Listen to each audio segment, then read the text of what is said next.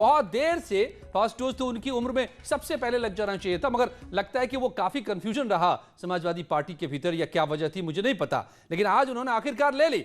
तो अभिषेक जी, अब दूर हो गई ना समाजवादी पार्टी, अब क्या कंफ्यूजन? अब आपके नेताजी ले लेंगे ना, मौजूदा नेताजी अखिलेश जी भी लेंगे ना वैक्सीन, आप भी लेंगे ना अभिषेक?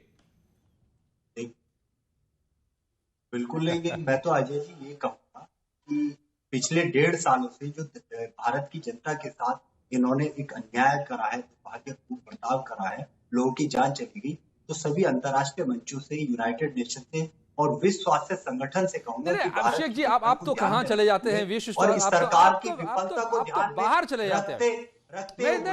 नहीं, मैंने इसलिए पूछा ना के लिए वैक्सीन अभिषेक, मैं इसलिए पूछ रहा था ना, सरकार पे भरोसा। अरे आज प्राइम मिनिस्टर ने कही है कि शुरू से ही लोगों ने भ्रम पैदा किया, शक पैदा किया, और उसमें आप सबसे पहले थे। कहा था कि हमारी सरकार आएगी तो असली वैक्सीन हम लगवाएंगे, भूल गए आप। तो मैं इसलिए पूछ रहा हूं कि अब तो नेताजी ने लगा लिया, अब तो सब लगवाएंगे ना?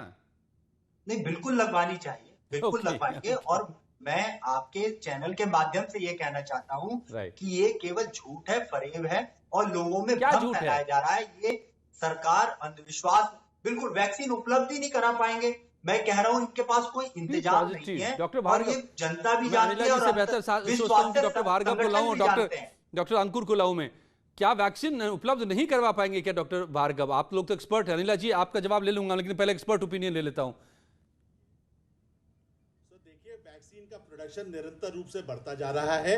हमने जो पुरानी चीजें हुई, हमें उसको भुला के आगे चलना चाहिए। आपके सामने, सबकी सरकारों के सामने सबसे बड़ी टास्क है वर्किंग एफिशिएंसी लाने की, कि किस प्रकार से 1 करोड़ वैक्सीन का जो आपने लक्ष्य तय किया है उस तक पहुंच पाते हैं। वैक्सीन आ जाएगी, हम आपको बता रहे हैं, अगले महीने तक वैक्सीन आ जाएगी।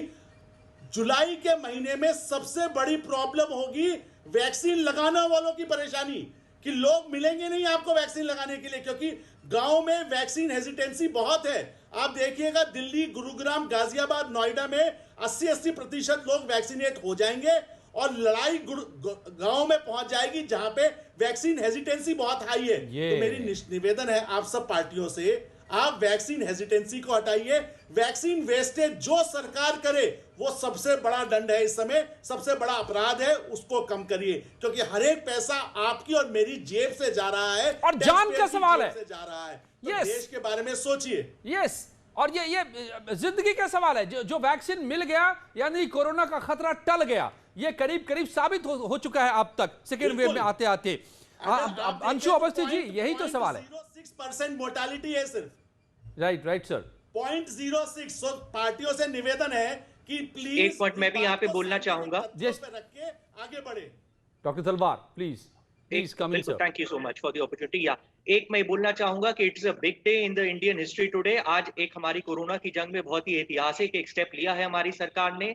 मेरी सभी पॉलिटिकल पार्टी से यही रिक्वेस्ट है कि आपस के मतभेद हटा के, इसको पॉलिटिकल इशू ना बना के, हमें उल्टा लोगों को इंकरेज करना चाहिए। जैसे कि डॉक्टर भार्गव ने बताया, वैक्सीन हेजिटेंसी बढ़ रही है। अगर हम इस बारे में और विचार विमर्श करेंगे, डिबेट करेंगे कि कोविशील्ड बेहतर है, कि कोवैक्सीन बेहतर है, कि बाहर से आने वाली स्पुतनिक बेहतर है, तो ये और लोगों में भ्रम और डाउट क्रिएट करेगा। We have to spread a positive message. हमें पॉजिटिव न्यूज देनी चाहिए लोगों को कि हर एक वैक्सीन एक से बढ़कर एक है।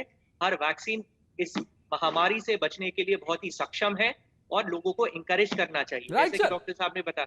जी राइट। अंशु जी, जल्दी से आप इसका जवाब दीजिए। कोई भी वैक्सीन आप ले लीजिए, आपकी जान बच जाएगी अगर कोरोना आप तक पहुंच भी गया तो। ये बात अब आप भी बताएंगे ना लोगों को? छोड़िए सारी बातें जो अब तक बताते रहे आप। Anshu Awasthi ji, are you connected? Congress.